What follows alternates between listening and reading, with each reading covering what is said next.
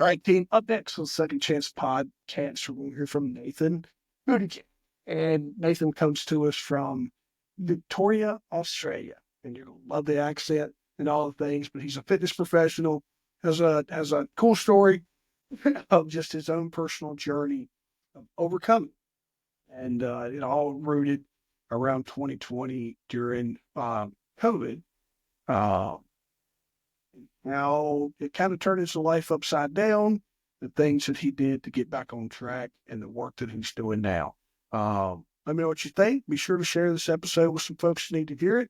And appreciate you liking, sharing, and commenting. Let me know what you think. Send me a direct message over on Instagram. See you soon. All right, team. Nathan Buttigieg got his name out of the way right off the bat there as we're joking starting out. But he's with us today on the Second Chance Podcast. 27-year-old from Victoria, Australia, whose life was turned upside down during the 2020 COVID lockdowns. After losing his job, his home, battling addiction, Nathan hit rock bottom and faced what seemed like insurmountable odds. But instead of staying there, he took control of his life, overcoming addiction and death without outside help. Now he's dedicated to helping young men move past victimhood and build their best selves mentally and physically. Nathan's story is proof that life gets better when you get. Let's dive into his journey of resilience and transformation. What's going on, man? Thank you for being here. Thanks for having me, man. Thanks for having me. I'm excited. Yeah. COVID, when I think of just reading about you briefly there, and when I saw that, I'm like, yeah, I need to talk to this guy because it definitely, I have friends that prospered during COVID, and I was one of the ones that was in fitness. And then where I'm at in the States, our state shut down gyms. So I know firsthand the aftermath and the effects. I told someone on a podcast the other day, I was like, now they closed gyms and opened up liquor stores. And it was a frustrating time, and I'm excited to hear your side because I didn't get to, I was consumed with my own stuff, but your stories want to hitting rock bottom and rebuilding from the ground up. Take us back to that moment when everything started falling apart during the lockdowns, and kind of what's going through your mind, and what got you to start over there. But just take us back to when everything's falling apart, kind of where you are. So firstly, like before, because COVID came around quickly, right? Like they let us know in like a week that everything was getting closed down here. And Victoria got closed down pretty hard and pretty fast, and you didn't have a choice kind of thing. So before that, I was living with a girl. We had like our own place and, our own lives and jobs and friends and stuff like that. We were in the time of like moving apart. We were breaking up. It was moving apart before COVID. That was just kind of the nail in the coffin. And then, I was kind of focusing more on fitness, trying to like have an outlet, like when you're going through stuff, you're kind of trying to put all your energy into one thing and, progress in a different place. So I was doing that. And then, within like, I knew we're going to split apart, and I was going to go somewhere else and she was going to go somewhere else. So I was in the process of moving stuff back to my parents' place. The plan wasn't to come back to my parents' place. That's where I am now. That's why there's a kitchen behind me, because I live in like a tiny home on my parents' property. The plan wasn't to come here. It was to go to a friend's house and live there. But I was moving all the big stuff from the house back to my parents because I have land and storage. So I was moving all my furniture, all the, couches, fucking dining tables, all that kind of stuff back here. And the week we organized it was a week like that. Well, Dad was like, "Oh, I'll come a week earlier because this COVID thing's like going pretty quick. I think they're gonna like, restrict people from. I don't know how fuck you knew. I guess he was looking at what was happening in England and all that kind of stuff. Yeah, they're gonna restrict like people traveling and going to work and stuff." And I was like, "All right, sounds good." Lucky you did, because that's exactly what happened the next week. So I worked at a gym at the time. I fucking loved it. I love the people I work with. I loved that I got to train all the time, and that's when I really started like focusing in on training and dieting and dialing on all that stuff. And the gym was one of the first things to get closed down. And then I spent probably a week, probably not even a week, maybe 5 days, just sitting in the house, being like, "What the fuck am I gonna do, man? I've got like no Hey, money it's coming in. I've got same shit. all these bills coming in. Now I can't fucking work out, so my mind's just like chaos." And I was like, the only thing I can do is just like get in my car, take what's left in the house, and go back to mom and dad's and say like, I'm done. Like I was negative like $10,000 in debt or something, credit card debt, and a car loan, no money coming in. I still had to pay the rent on the house until that was finished up. And I'm just lucky as that I have parents that are in a position where they could help me.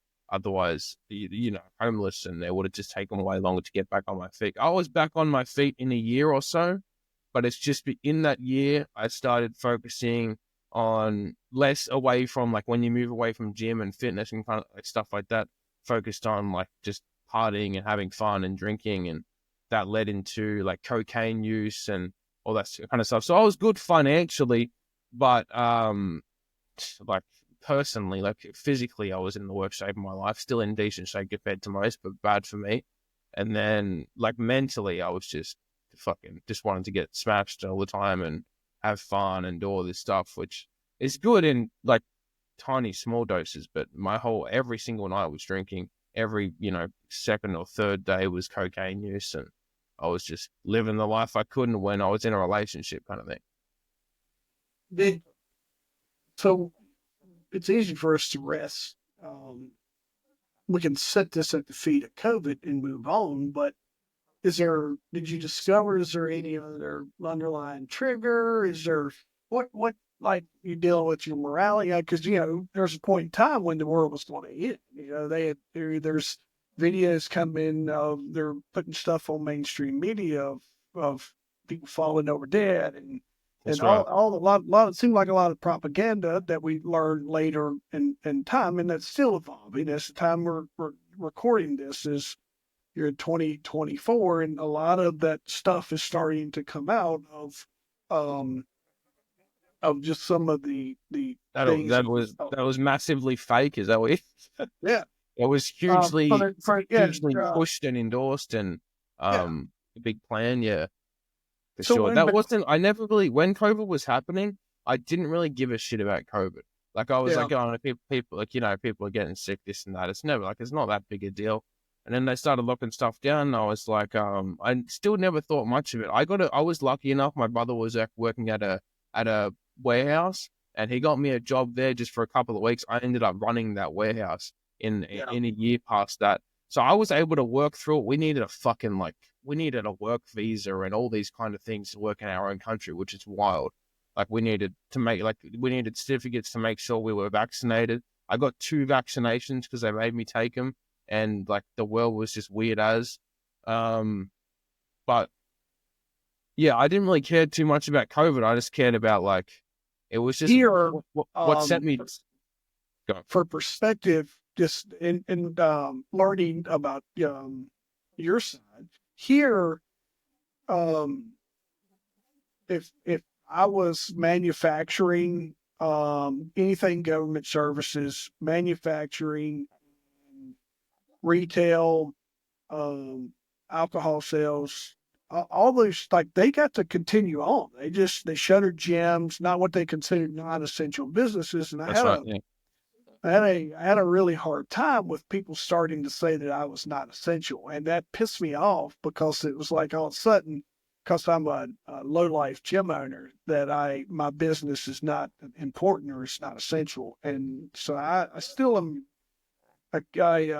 I'm still pissed off about that, right? Because it's my business that was our operations toward our family and all those things, and where we were new in the game, so a lot of funding that the government put out to help offset that, we didn't qualify for. So we were just supposed to Yeah, either, or it was just a tiny amount that yeah, would do nothing anyway. yeah, we had to suck it up and deal with it, and that trickled down, like you said, from the landlord.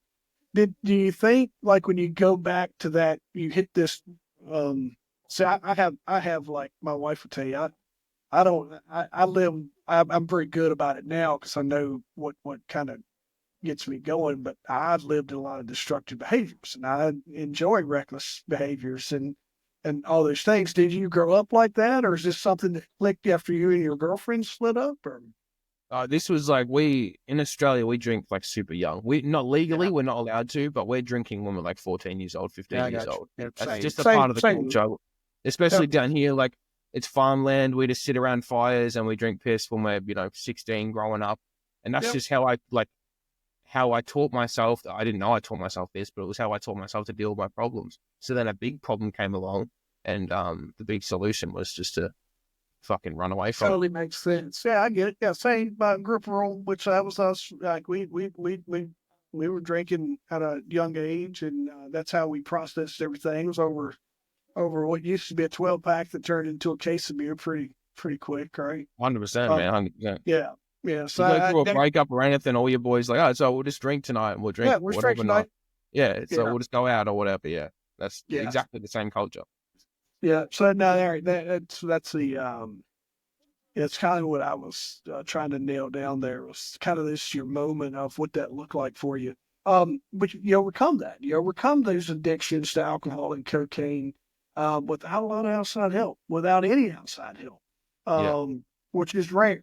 What mindset shifts or strategies helped you break free of that? There was no so when I say no outside help, I mean there was no programs, there was no structure. This was everything that came from me by either listening to podcasts or listening to people, stuff like that. So when I say there was definitely outside help, but it was just indirect. I was never working with anyone. I was never in AA or any Yeah, kind of rehab or anything like that. The process was a very people always ask what was the big moment that you made the decision to get sober or whatever. It was kind of just a massive moment of telling myself the truth and really looking at how I wanted to spend the rest of my life. Did I want to just keep drinking, or did I want to earn money, and did I want to be ugly, or did I want to fucking look good? Or it was just a massive moment of being honest with myself. I was with another not with a girl, but where I was just moving away from a girl at the time. She told me I drink too much, and I had never even had any inkling that I drank too much. I didn't. I just thought everyone drank like that. I actually thought the people that didn't drink like me were massive pussies. yeah, So that's just what we do. That's just how we grew up. So the person that drank the most was the coolest. So she told me that shit, and it kind of clicked. I was like, maybe I do drink too much. And I'm like, and what am I doing with my life? I'm just fucking living for the weekend, and I wasn't good with that. So yeah, there was no massive euphoric moment where no, listen, I'm going to interrupt you, dude. That is Nathan, because I had some similar stuff. I had some folks, I had some girls that would, even guys, like friends, that would say, "Hey, Jeff, you drank too much while we're all drinking together." Right. And then there was time went on, and my now wife, she was kind of the one that, she was the outside eyes that came in and to say, "Hey, what you consider normal is not normal." it's got to be the right person for sure. Yeah. Because Yeah. And so I and had then, people tell me I drink too much, and I'm like, fuck off. You just don't drink enough. yeah. And it's finally someone that comes along that ever, my friend, I said this the other day. I have a friend, me and him, we laugh about this all the time. He said, I tried to tell him, and I told him, I said, listen, I ain't say he was wrong. I just didn't want to listen. Yeah, that's Right. right. That's right. And I wasn't ready to listen, but when she came along, I was when Yeah. she the things that she really helped influence me on, was just the right time to set me off on a course of, maybe like you said, is I knew that I wanted a little more, and she wasn't going to stick around either if I continued on the path I was going. Yeah, Uh, for sure. power of women, man. That's it, Make dude. It's fear always sit them down. that kind of changes whether they try to or not, for sure. Yeah. Let me ask you this. So we're there. How do you have to, speak, the folks we're talking to, we're talking to our friends, we're talking to people that's growing up like this in a similar setting. What happened to your drinking? What did you have to do? Um, were you able to maintain those relationships? Did you have to put some boundaries in place? What did that look like for you? I think everyone, for the people that I know that have made changes, try to do the same thing. They try to bring their drinking buddies with them. to gym and all that kind of stuff. So I tried that, but no one was really into it. And I knew that like I hated it now. It's just like I totally flipped. I'm either in something fully committed, life's in it, or I'm just out of it the same way, So it was, I just kind of just like stopped speaking to them. And like I still message them now and stuff like that. I still see them, like they'll come into where I work and I'll say, hey, and what's up? I'm not an asshole. I'm not, you piece of shit, you still drink. But it's just, it's different when your values change, and when you like, when your heart changes, the people will do around you. It's just what happens. Did you no more drinking at all? No, nothing. So I haven't had a drink this year. I think so. Boxing Day is the day after Christmas for us. That's what we call it. Just that day we celebrate, and that will be like 4 years. Yeah, 4 years without drinking. But Coke took like a little bit longer. So I was what they call dry snorting for a while. I was just having Coke for about a year or a year and a half. I have the dates written down somewhere, but I forget all the time. That whole fucking time of my life is it really is like a blur. I remember parts of it, but it's it all molds together when you're just living for the weekend. Yeah, when you live. Yeah. No, that's good. Like 'cause I have some friends that they don't drink at home. That's me. We don't keep a lot of alcohol in the house. We're out with friends, we have some drinks. If it's high end, that's a top shelf or something other that I got the opportunity just to enjoy the experience. But I'm gonna take it or leave it. It's not something that we used to show up at funerals with one of our buddies. I say that, but we still tailgate funerals when me and if it's my close friend, we'll all, that's kind of how we do things too. So. Yeah. I think because people always say this, like, because I'm always telling like my social media, like, to stay away from drinking, stay away from drugs, just to focus more on your life and improving. And people are always like, well, 1 or 2 is fine. And I'm like, well, for some people it is. For some people can have 1 or 2 drinks, and they're totally good. They can enjoy the night and get kind of like, kind of a good feeling. But there's people like me, man, that I'll have 1 drink and I want to get fucked, but then I want to go get a bag of Coke, and then it just always leads there. Once I'm like in something, it's fully in it, whether it's moment by moment or day to day or year to year. It's just something like that. But people got to always think of like who's watching them, especially if they're parents. Like a lot of people my age now are having kids and they're growing up to where they're watching them. You might be able to have like 1 or 2 drinks, fine. But your kid might grow up and he's like an extremist like me, where he's like fully obsessed with everything he's in. So he's watched a new drink after, 1 or 2 drinks a day after work because work was hard. And then he starts doing it. Now he's got a massive fucking alcohol problem and drug problem just because he's seen his dad growing up doing it. Like my dad can have a couple of drinks. He's not like this. But I just grew up like, you have a couple of drinks after the day. That's what we did. So. No, spot on, right there with you. And I didn't, there's a time when I didn't. That's what I'm saying. Like I've had to put boundaries in place to where I'm like, because I can't just have one. And it took me a while to get to where I could just manage one and be mindful of the moment and not feel like, because I get wrapped up in the end of month and what are you drinking for if you ain't gonna get hammered? Type exactly stuff. Right. Yeah. So I understand, and let's pause here.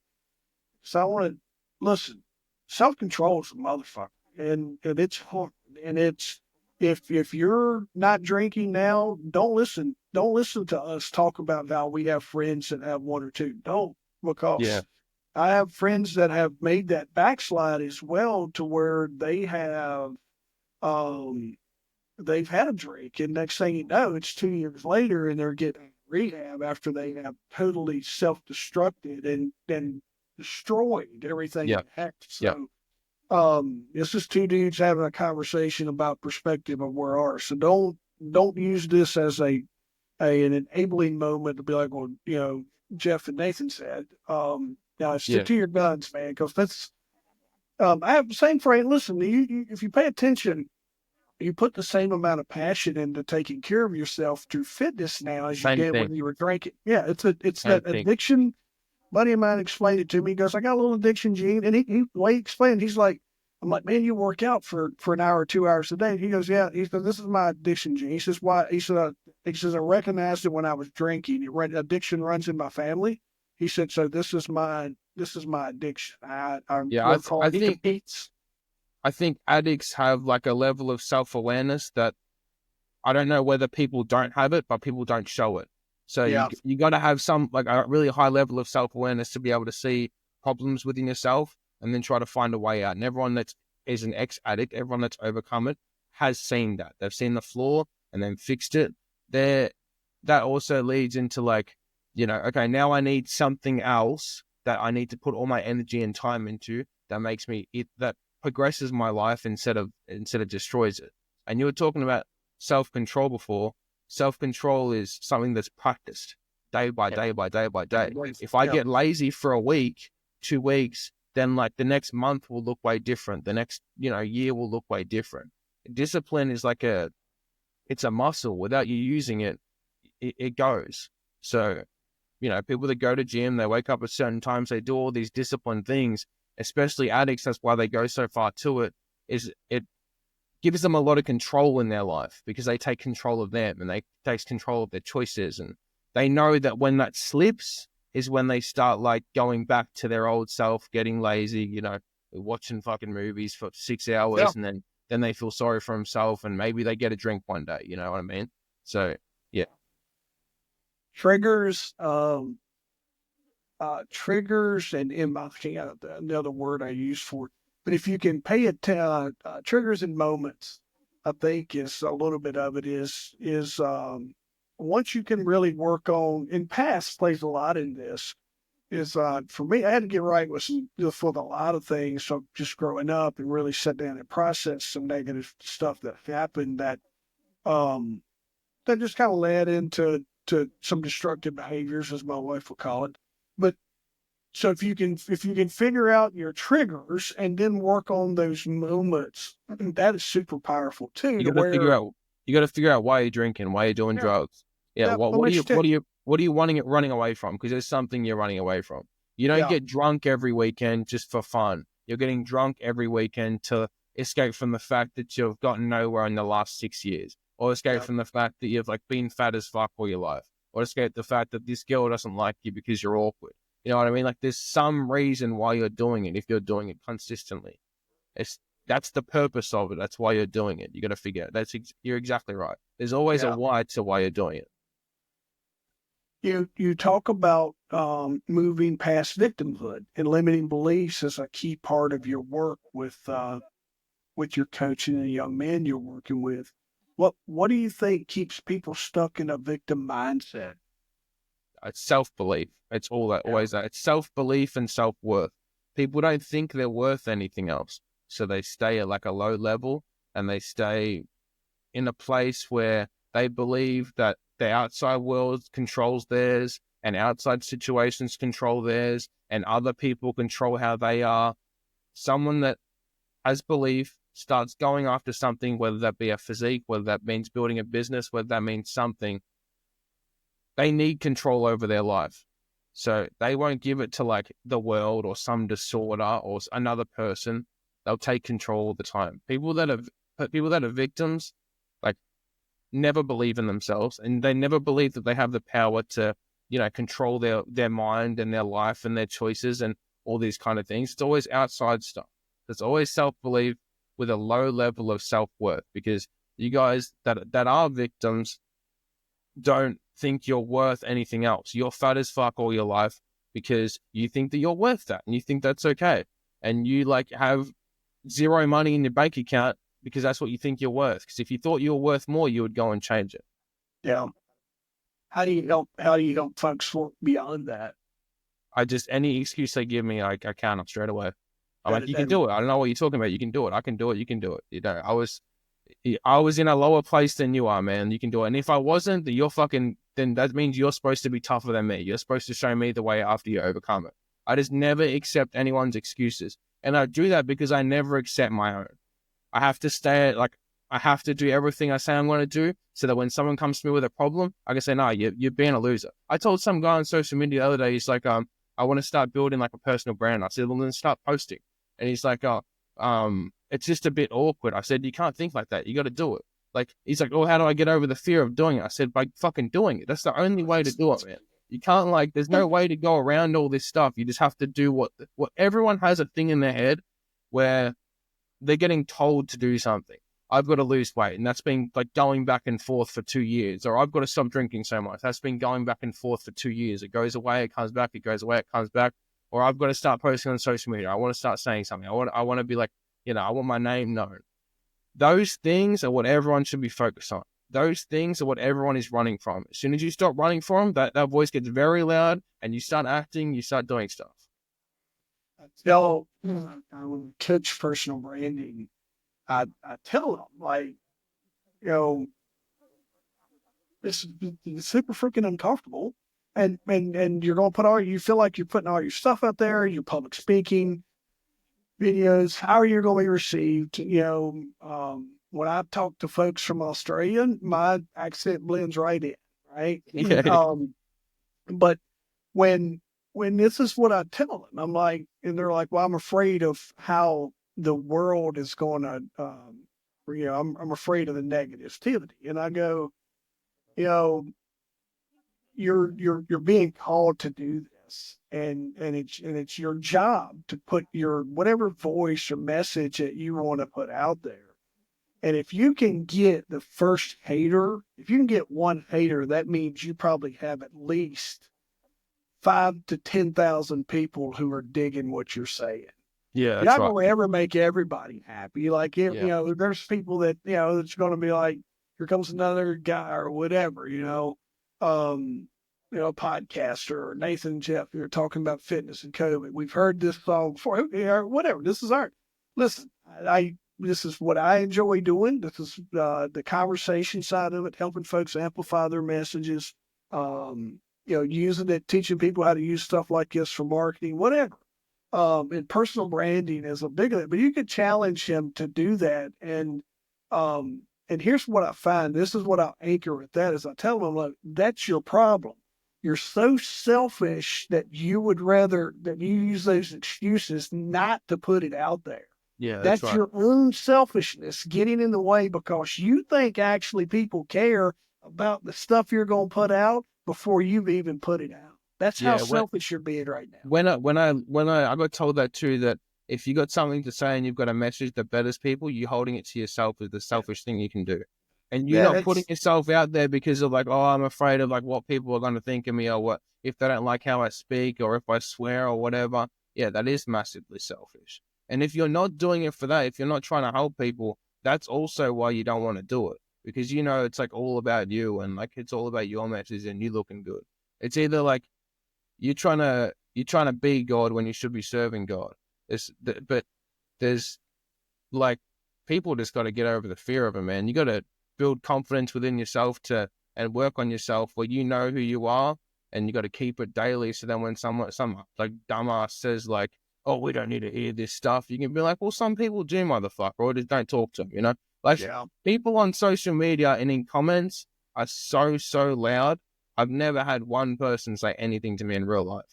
And you hear everyone, like, there'll be people with 1 million followers, you go in their posts, and they're getting blasted in the comments of people being like, oh, look at this guy in his Lamborghini, look at this guy, blah, blah, blah. And they say, man, I've never had anyone in real life say anything. It's always fans in the real world, and it's always haters on the internet. Everyone's just loud because they know, like, there's no accountability. People are going to walk up to you and be like, oh, I don't like how your accent sounds. Keyboard courage a little bit, but you can be anything you want. That's okay. Yeah, that's their platform, right? I'm just like, it's good to have, it's let people be what they want to be. But, I also tell everyone when they're coming out in personal branding, do your post, walk away. Don't look, do your next post. Well, don't look at the engagement. Just go do what you want to do. And, the other thing I learned was I have people that'll say, hey, Jeff, you got to, someone commented on this or whatever, or they're trash talking or just whatever on the other side. I'm like, don't send that to me. I ain't got time to worry about that. It's not going where I'm going. If you're going to spend enough time complaining about me trying to help someone else or help people or enjoy the stuff that I enjoy doing, you're not going where I'm at. Yeah, exactly right. Yeah, you're focused on the Yes. wrong things. Yeah, yeah. So let them. They're going as long as they stay in that negative trap. If they, so don't send me that crap. I don't care for the distraction of someone trash talking. Yeah, and Did you? people that like people that write stuff on comments, they care enough to write something in the comments. So they Yeah, might say like, "Oh, I don't care about this post." It's like, well, you cared enough to comment on it. yeah. So that kind of He just means that you're a wasted all. fan. You wasted. Listen, in the time you typed that, it was 2 breaths maybe. Don't Yeah. waste 2 breaths on that, man. But the If stuff you I know, don't care about, I yeah, don't go writing about. that's time for you. Go do something that keeps yourself right. Don't Exactly waste it right. on. I I said the don't same like. thing. I see people like doing stuff like drinking on weekends and like throwing. I'm not on there like, oh, you guys should be like this. I don't care, dude. You want to throw your life away? You want to like focus on the wrong stuff that takes you back? Do it. I don't. I'm not gonna write it. But people that Yeah. write about it, there's a reason why they write about it. Something makes them feel insecure. Something makes them feel jealous. Something makes them feel something. That's why they're writing about it. They care enough to do that. Yeah, try to make everybody feel like I don't put no, friend, whatever. Just, people, I have friends that really could use my help and they know it. And it's just a phone call away, but they prolong that. And I let them decide when they're ready to come in. I realize that I have to stay in my boundaries, stay in my lanes. Don't overhelp. Let people, when they're ready, let them take steps forward and let them live their life and then know that, um, just kind of make that offering that you're always there. Let's like, we talked about the impact of the girl, but, we're dealing with debt. Girlfriend's left, no confidence. You have this opportunity to continue down this path of chaos, and just living that destructive behaviors that sounds like you and I are good at living. Um, when it comes I'm to good at both. I'm good at both. I'm good at yeah, building and I'm good at destroying. It's just which way I yeah. pick. What is there a defining moment during this journey for you that like you have this? I know we kind of talked about the girl saying, "Hey, you drink too much," and then you kind of going through your own self stuff. But is this kind of cumulative, or is there like this was a moment I realized I was? There's a period of pain where you go through, but then at the end of that, I was kind of just asking myself a lot of questions like, who am I sober? And what do I want of my life and myself? And what direction do I want to go? And then I started listening to podcasts and people talk about all these like mindset things. I didn't even know you could change your own thoughts. I had no fucking idea. I Yeah. thought when you feel something, you do that and you don't do it otherwise. So I started Country listening to upbringing. all this stuff and I was like, damn, I got a lot of questions to ask myself. And then it just started like, it's all just introspection. So me asking myself questions and answering them. What do I want? I'd like figure out that I didn't want that and did want this. People's biggest thing, like, it's why you guys are so okay with drinking and doing drugs and just throwing your life away, is you have no direction. There's no goals. Like people think, oh, I want to own a house. It's like, but what after that? Like, what do you want you to be? Who are you? Like, what do you want out of your life? How do you want to act? How do you want to look? Like, there's just people have no idea of where they want to go or what they want to do. They're just like, I'm just going to work and own a house. It's like, that's not a dream, dude. It's not a life. That's the base. That's like ground basics of what you should have. And even then, people do it good without that stuff. There's homeless people that are just like that Paul Bryson guy was homeless and he was on social media every day, motivational speaker. Now he makes tons of money. He's got 300,000 subscribers. Followers, and just like helps people all the time. That's you got to know who you are. It doesn't matter what you have. If you have a house, if you have a car, if you don't know who you are and what you want your life to be and what goals you want, what things you really wanted, what things you really want, which are pretty close to what you wanted as a kid when you were growing up and dreaming, when you had belief in yourself, when you were getting told that you can do anything, you got to go after that stuff. You're, um, like I said, I had some moments, and then I had some downturns that were pretty significant that really set me off on a new path. But one of my key one of my keys when you look at just turning it around was when my son was born. And yeah, I'm like any other dad. It's like, hey, I want to make sure, but like, um, I grew up in a lot of violence. Grew up in, told you can relate to this totally. I don't know about y'all's policy on guns. My grandfather liked to shoot at. He would shoot at my mom and Oh, just really? yeah. It was just the crazy side of our family. And, in the country growing up, is gunshots in the middle of the night was considered a good thing because they would be warding off danger or, a bear, an animal, or someone Yeah, trying to break in somewhere, right? Um, for me, it was negative. So I, I, I can go back to that moment knowing like I have to make a change because I can't pass these negative behaviors on to him. Um, and a lot of my coming in podcasting and storytelling and things like that now because my kids are older and they can process things because I talk to them about this now because I need them to understand like they have a really good normal with mom and dads in place and all those things, and I didn't have that. And so I talk about a lot of things that went on in my life and to help them be a tool. But that him being born was a pivotal moment for me. And it helped carry me into other things. And then business and getting around just business folks or whatever. Still love my friends to death. Nothing wrong with my friends. Just um, we all went in different areas around the same time for whatever life's reason. And um, and then when you have kids, as our second one came along, it was harder to find time to be around or whatever. So just life's journey yeah. really changed that for me. I Um, think, oh, I know men do better when they've got like an obligation to other yeah, people. When it was just about me, like I didn't give a fuck. I could, right. if it's just about me, then it doesn't care. It doesn't matter if I it doesn't matter if I do drugs. It doesn't matter if I drink and Yeah, stuff like that. It doesn't matter. Like it's just me. The consequences are just me.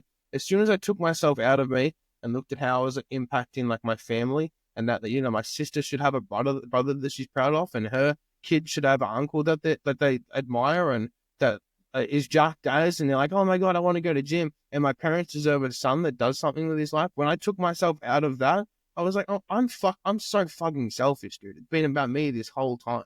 And yeah, look, men need to like find a reason why they're doing stuff for other people, and like you'll do anything, like any hard thing. If you make like the reason you go to gym because like you want to look better for like your girl, other than like I just want to look jacked, like you kill it, dude. The people that do stuff for other people, men that do stuff for other people, it's unlimited. It's unlimited motivation. And if you're like on the internet, because I post every day, I'm talking to people all the time if you live like that, like it's so hard to care about yourself. So I just do it. Like I need to show that I'm doing it and tell them to do it. as we wrap up here, dude, let's talk to that person that's listening today that feels like they're at the end of their rope, and they're you've said a lot, and I feel like we both have, but you've definitely um, left some powerful nuggets here for them through here. But like for that person, what's the first step you tell them to take toward getting better mentally, physically, and spiritually? Probably that. First, you need to get out of self. You need to understand that you're just like destroying yourself is impacting other people. Figure out why in your head. Figure out how that's impacting other people because it is. Whether you have kids, whether you have parents, whether you have colleagues, whatever. You're worse as you are right now. You being fit, you being all these things, you'll be better for them. You'll be more value. So, and then addicts and shit always feel like they're a burden because they walk around like always guilty and stuff like that. You just need to take yourself out of self, and then you need to set some goals and ask yourself who you are and what you want of your life. Once you have, once you take yourself out of self and you get direction in your life, you're set forever. You just got to stick to it. I think what you're going to find is folks are listening to this and they're going to want to connect with you. I think we always follow that voice that makes sense to us. And I think me and you Sure. I'd like to introduce you to Mark O'Brien because you and between you, him, and me, we could talk for hours about this stuff. I'm down with that. I'm down. He's over in Wales, and he's a neat guy to get to know. But same thing, like our upbringings and our roots, and some of those things are very similar. So I think there's an immediate man. I want to get to know Nathan. So, but we're also talking to folks that are going to want to come and need to. And, for the folks that's listening, someone that Nathan could help, and that resonates with, and is going down that path. How do you want folks to, how would you like for young men or whoever your ideal client is to get in touch with you? Yeah, not just clients, man. I just like meeting people, but like have a conversation, say hi. I'm not ever gonna try to sell you something that I think you need or anything like that. It's just you come in, you shake my hand, you say hi, just like normal people. There's a weird thing about social media where like it's all marketing and all sales. I try very hard not to do that. I'm there if people need me, and they know if they need me. So, but it's always just Instagram. Hit me on Instagram. It's just my name, Nathan Buttigieg, with an extra G, so Nathan Buttigiegg. Just hit me on there. Send me a message. Say what's up. I heard you on this podcast, and I just want to know. I wanted to let you know that you're cool as fuck. Something. Like, tell me whatever. Just send me a message. Talk to me. We've got to get better at talking to people.